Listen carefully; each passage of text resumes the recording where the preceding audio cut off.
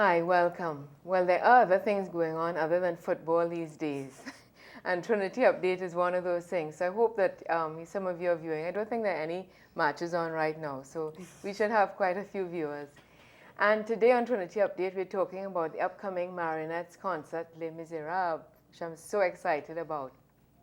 So I have two guests today. One, I'm sure you all will recognize, is Caroline Taylor, who is Greta Taylor's daughter. Welcome. And Arielle Roster, who is new to Trinity Update set, and she is stage manager for the Marionettes. So we have something exciting to talk about, because if any of you have ever heard the music from Les Misérables, or Les Mis as it's often referred to, you know it's going to be a treat. But I think we need to talk a little bit about the Marionettes too, because for those people, whoever they may be, who have never heard of the Marionettes, this might be your introduction. And, well, of course, Caroline is the daughter of Greta, who is the director of the Marionettes. And they were founded in 1963. I think in 1964, they made their big debut at the TNT Music Festival, yes. And then everybody knew about them. But I think the Marionettes have always been breaking new ground, because, correct me if I'm wrong, but I think it was the Marionettes under the direction of Greta who brought together choral voices and the steel pan for the first time. Well, actually, it was under, I think it was under Jocelyn Pear and June Thorne at the time, because it was in the very early on. I think Mum was still in Canada studying, because she missed the early years because she was still away. And but yeah, it was Jocelyn Pear, I think, the images that I've seen of her directing Pan Am North Stars and Marionettes, which was the first time that a chorale and a steel band performed together. So, yes. So Marionettes, as I said, has always been breaking new ground, and this is one of the things that I suppose will be new here to Trinidad, because for years I've said, you know, when I first saw the on stage Les Misérables, I thought, oh my God, you know, you want to see it over and over again. You listen to the music all the time, and I've often asked, you know, why can't one of our groups here, like Marionettes, put this on stage? But apparently it's not so easy. You just don't get a CD and... All right, so tell us a little bit about maybe the difficulties and the challenges. Well, we've done kind of concert excerpts from Les Mis a few times, starting in the late 90s. And, you know, from seeing it as a kid and you know, seeing it with my mum when I was a kid in London and that sort of thing, I'd fallen in love with it. She fell in love with it. It was the kind of music that was challenging but tuneful. So we thought that was a good fit for Marionettes in terms of the choruses and the solos and that sort of thing. And when I just finished school and I'd moved to New York back in like 2004, 2005, I started to liaise with because you can't just get the rights to do it. You have to apply for the rights and they have to approve it, and then you have to pay for them. And at the time, they weren't giving out what they call amateur performance rights. They were only giving out rights for full commercial runs, so a full run in Japan or Australia or somewhere with a huge kind of market and audience. So basically between about 2005 and 2012, I kept harassing MTI and Cameron McIntosh Inc., trying to get the rights to perform it, because the only rights available were those sort of big commercial rights as well as student rights. And actually, I think a group performed the student version, which is an abridged version, a few years ago. But you're technically supposed to be under 18 years of age to be able to perform in that, and that leaves out our whole senior choir. So, but just around the time they released the movie, they released the amateur rights for the first time. So, you know, the fighting was done. We could finally just license it and go with it. I mean, we went back and forth wondering, because the rights are really restrictive. You know, you can't record it, and you know, you can't make any changes. You have to do it exactly as it is. But then you also have to do a fresh production. You can't kind of take Trevor Nunn's direction and then reproduce it. So there were a lot of things to consider, and it's very technically demanding, as Arielle would Arielle would know. Now, Arielle is stage manager, but you sing with the Marionettes. So tell us how you first got into the Marionettes, and then how you in this new role, how you found this new role. Well, Auntie Greta taught my mom in St. Joseph's, so yeah, we've always been connected and involved, and my mother sang in choirs right through the university and stuff like that, so she's always wanted me to be involved in a choir. And when I was going into Holy Name Convent, they had a beautiful choir, which is why I was going in there. And then when we ended up there, the choir, because Enrique Ali had left that year, so There was no so the choir kind of fell apart. But so I had Marionettes there to join that, and yeah, so I've been in there since I was like 11, and right up through Holy Name, and then I went to the university in Toronto, where thanks to Marionettes and some dance, quite a few dance classes growing up, I did theatre production in university. So I studied stage management, and I also studied things like design, set and costume design, and lighting and sound and all that kind of stuff. Exciting. It was very exciting. And so, yeah, so when I came back here, they gave me the opportunity to try out being the stage manager. And this is my fourth show as stage manager. All right. Now, would you say that your choice of profession, did it come out of your experience of being in the Marionettes then? Or you always have that sort of... I mean, for sure, I mean, anybody would tell you I'm quite dramatic. Well, you're sitting next to another drama queen. Quite, yeah. so, yes, I always had performing, and as I said, I did modern and ballet, and I sang, and I played piano, and it's like just a number of things. But yeah, performing with Marionettes was definitely a push, and then actually going to Broadway and seeing that, I was like, done. Yes. So yeah, it's been great, and it's been very excited to be on both sides. I think the choir members kind of appreciate that I can relate to them. Right, yeah. And because I know... Because you know what it's like to be on stage and I know what rehearsals are like, and I know a lot of the movements, Yeah. a lot of the movements from songs in our repertoire. You know it, so I'll do it in front of them. And Yeah. So it's... I think it makes a big difference for a stage manager, particularly for a musical organization. And when we're doing full-length musicals, I think it makes a huge difference for a stage manager to be musical. Because then they can pick up the musical cues. They understand when they're transitions within a song, and that there should be transitions to go along with that. They feel the show in a different kind of way. So Arielle, and maybe like Leslie and Naveen is someone else I think of who's very musical and can feel things that way. So Well, I know we have our first clip lined up here because you, as you say, you have done excerpts from Les Misérables before. So we're going to go to this clip now. And of course, we're talking about the upcoming concert, Les Misérables, at, do you refer to it as a concert? Well, it would be production, I guess. Production that the Marionettes are putting on. And the first show is this Sunday, the 13th, and then you go on to the next weekend, starting on a Thursday. Yes. So if you haven't got a ticket, you haven't got a chance. So let's go to our first break.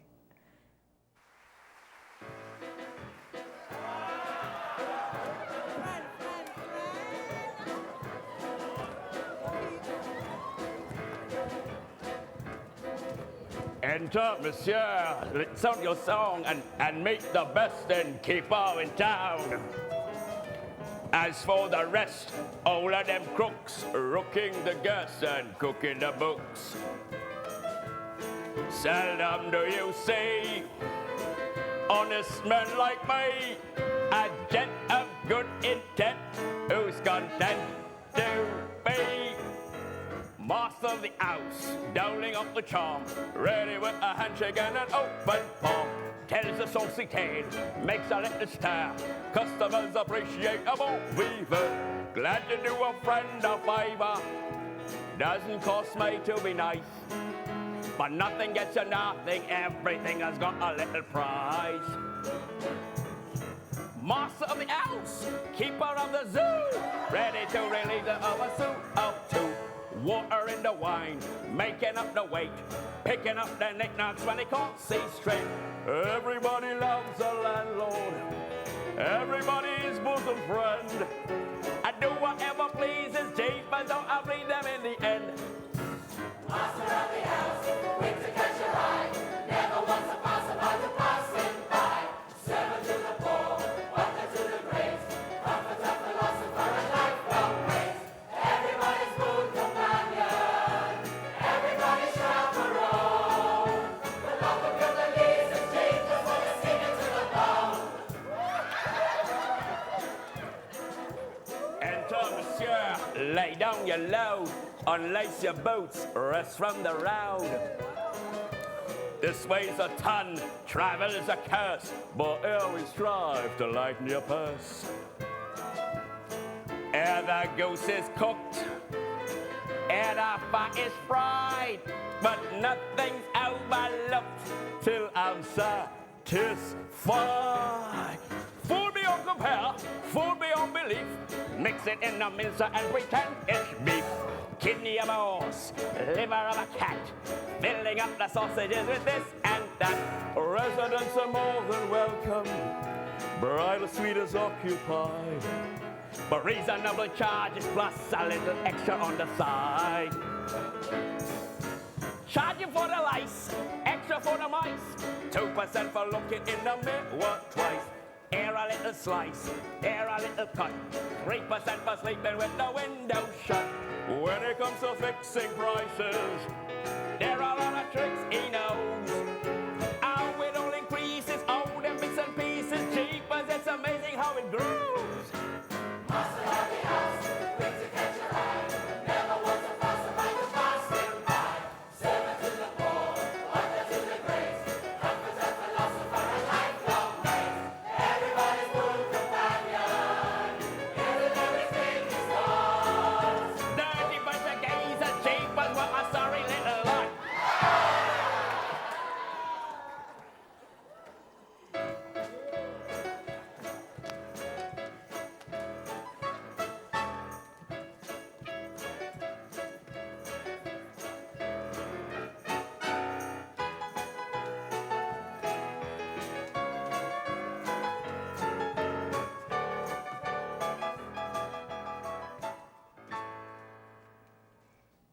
I wonder how many of our viewers recognize Caroline then, one of the roles on stage.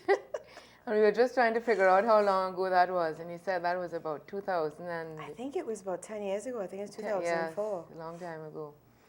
And that's the voice of David Stevens, who I understand will be playing that role again in this production. And what a voice. Do you hear how he gets that accent? He's really incredible. So that's just a little bit of what you have to look forward to. So those of you who never saw Les Misérables on stage, of course, we were all excited when it was made into a movie. Mm-hmm. So that people who couldn't see it at theater were able to see it, in the movie production of it, which of course was, beautiful in its own right. It wasn't, like the stage, but it was fabulous. The movie was very, very good. Yeah.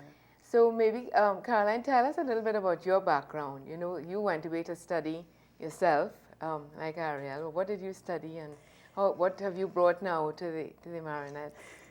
Well, the first time I went away was to do my undergrad, and that was back, I finished my undergrad in 2004. I'm dating myself now. But, and I did a major in performance studies, which is a combination of both the anthropological side of theatre and performance, as well as actual kind of performance. Okay. So I did, a fair amount of theatre, like roles like Medea and Agave and the Bacchae and Chekhov and that sort of thing.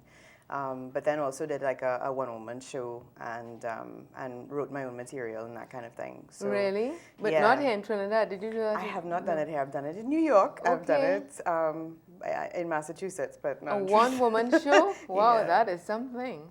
So at some point I was supposed to revisit it and try and work up the courage to do it in Trinidad, because it's one that very much challenges people's notions of identity and stereotypes and so it requires a little courage. Yeah. But and then I did my master's a few years later at Goldsmiths in London, University of London, and did it in what was they called it? Performance making. So it was part of the theatre and drama department, and that was supposed to be sort of all aspects of theatre as well. I technically was supposed to have studied lighting and sound and things like that as well, but probably video editing is the thing I remember best. But so somewhere in the recesses of my brain, there's access to that training, but I don't always remember it. So I mean, I was never actually really interested in directing per se, but nature abhors a vacuum, and it's sometimes very tricky to get directors that are both available and affordable in Trinidad. Yeah. So with the training I'm supposed to have, and knowing the choir really well and knowing the musical really well, I ended up stepping into that. Yeah. Do you see yourself? I hope Mom isn't listening, but do you see yourself taking over her role eventually? Well, I think maybe from the artistic side, sort of the overall conceptualization and direction of the organization, sure, but. the musical side, I gave up music probably at about grade 5 or grade 6 to so go that's and not study really theatre. yeah. So to kind of sit down in front of a score or, you know, play the piano at rehearsal, That's not I true. went off that Not road true. pretty Yeah. early by my mid to late teens. Yes. So that's, you know, that's where Roger is, I think, being groomed and earmarked for that to take up position. that mantle, yeah. Well, you work together. Yes. And Arielle, now, what, you know, I've always wondered, you know, when you have to help with this, managing the stage, and so, you know, how do you even start to this? You know, I can't even conceive of what happens. Yes, you've seen the theatre production, you've seen the movie, you've listened to the music. How do you pull all of this together? In your role, what do you do? Stage manager is kind of a all over the place. I'm sure it is. Yeah. We manage it's more of the communication between technical and artistic. We're kind of there to bridge that gap, and also the idea is to keep the director's vision intact and make sure that people are doing what they're supposed to do. Caroline is laughing. That sounds like the most difficult job there. So I've been in rehearsal since January. So pretty much when the choir started rehearsing, I was in there learning the music. It's very important that I know pretty much everybody's part. Yeah. And then, and as it goes along, it's about reading the script, seeing if we have everything we need, making sure that if people ask or if they have a need for something, that you can try your best to make it happen. Yeah. We always say, yes, we will try. Be positive. So it's a long process, and right now is the kind of most stressful time. I've been in Queen's Hall from morning till late at night for the last 2 days, and then I will be there today. We have our first in-house rehearsal today. So the technical side has been working since Monday, but our performers are coming in this afternoon. So things should be rolling. Yes. Now, do you have, is it all local performers, or you have anybody from abroad or anything? Well, we have everyone in the singing cast is local, even though there are a couple of people who've, you know, they've been studying away, so they fly back in during the summer holidays. Have performed with Marionettes at some point in time. A lot of them are like old. We have Aurora and Danielle who were in youth chorale with me when I was there, and so they've come back to do roles, and then people Like Marvin and Candace, who are both in Carmen, even though they're not traditionally members of Marionettes, they're kind of like the extended Marionettes family. Yes, which happens in a lot of the choirs and chorales. So I think the only two foreigners we have are 2 string players that are coming in, one of whom has actually played Les Mis on Broadway. So that'll be interesting to see how she finds everything. And so I think they came in yesterday, and they'll be joining us for the first time today. So they'll be, you know, working with our conventional, primarily police band-based orchestra, as well as Maureen Clement's steel ensemble. And so it's going to be a really kind of dynamic, interesting group of musicians accompanying the cast on stage. Now, when you've secured the rights, the amateur rights for this production, do you have anyone from the company who they come and they sit in the audience and say, you did this wrong, or you did this? Does that happen? We are required to save 2 seats every night for them, should they decide they want to fly in and inspect and make sure everything is up to scratch. And I was talking with a colleague the other day who worked on Jesus Christ Superstar, not the most recent one, but the one that happened a few years ago. Right.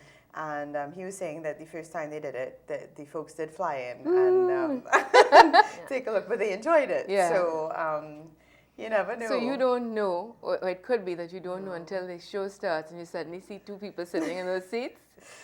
I have no idea how it would work. Yeah. So, so that should be interesting. Well, I'm sure if it's like all the other Marionettes productions, you don't have anything to worry about. Oh, I hope not. But Arielle, do you get involved in the choreography at all, or somebody does that and you just tell them that works or this doesn't work? Well, as a stage manager, I'm not allowed. Well, it's not that I'm not allowed, but really, I shouldn't really be making artistic decisions. Okay. That's up to the choreographer and up to Caro and stuff like that as to what actually should happen. And then I'm just kind of there to make sure they do it and that things run smoothly and that they remember they have to do it. Yeah. So like if something is really not working and people are bumping into each other, then I will suggest they try something else. Yeah. Okay. But in terms of like, oh, you should hold your head here and stuff Yeah, like that, like that's that's not really my thing to do. Yeah. Well, Dave Williams and Noble Douglas are both working on the movement and choreography. Dave in particular and Noble as well. But you know what's useful with Arielle is that she has such a kind of broad artistic background with with dance and music and theatre that. I mean, she's technically not supposed to or whatever, but I'm like, Arielle, tell me what you think. I think she often has an interesting perspective and and a good eye for that kind of thing. So, I'll ask her and she'll be like, okay, no, I don't like that. So it's like, okay, no, I didn't like it either. Let's go change it. So, yeah. You want to give our viewers, we only have a couple minutes left, but just a little maybe synopsis about the production, Les Misérables, what it's about. Sure. I mean, it's a very kind of complex story with a number of characters that weave their way in and out of each other's lives. But I think the primary kind of protagonist and the person who we follow through the whole thing is Jean Valjean, who starts off as a convict, kind of being thrown into prison and into the chain gang for not having, committed the worst transgression known to man. He stole a loaf of bread because his sister's child was sick, know, but then tries to escape from prison several times and ends up there doing a 20-year term. Eventually, he's released and finds that having been convicted of a crime, even of a small crime, means that he's not permitted the kind of same rights and opportunities as the average citizen, and he then almost becomes a thief again by going to steal silverware from a bishop who takes him in. And instead of arresting him and throwing him back in jail, the bishop gives him an opportunity to take the silverware and turn his life around. He says, I bought your life for God. Yeah, that's the most beautiful scene. Yeah, I was watching it with a friend and she looked at me and she said, am I going to cry? And I was like, it's Les Mis, it's quite possible.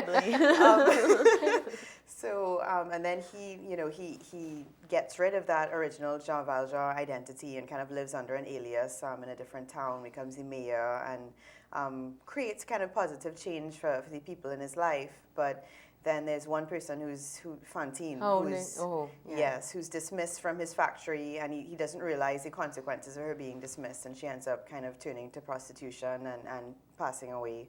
A lot of people die in Les Mis. No spoilers. Yes. And then he ends up taking in her daughter and raising her like his own.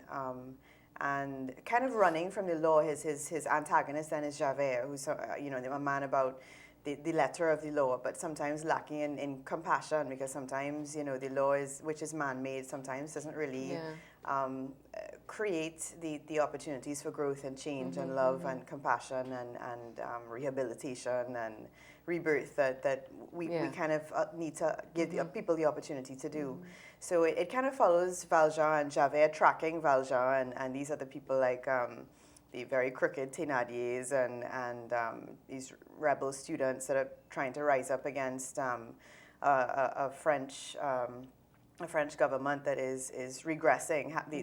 After the French Revolution, there's supposed to be all this equality and liberty and justice, but after the revolution, it starts to kind of slip back into a place where the inequality and the injustice is creeping up again. So then, we shift in Act 2 toward the end of Act 1 to these students who essentially give their lives for a cause and trying to stand up for justice and liberty and equal rights. Which, of course, is another fabulous scene. Oh, my gosh, I'm seeing... I think we're going to have to cut there. That's your synopsis. So if you want to know more about it, and how these incredible people put that story to music, you have to buy your tickets for the Les Misérables production being put on by the Marionettes starting this weekend, Sunday, the 13th of July, and continuing next weekend from the Thursday. You don't want to miss it. Trinice, after it's all done, oh gosh, we didn't see it, put on another production, it'll be too late. Get your tickets now. And don't go away, because as we end the show, we have some more of the video clips, past productions, where you'll be able to hear some of the music, the beautiful music of Les Mis. Thank you.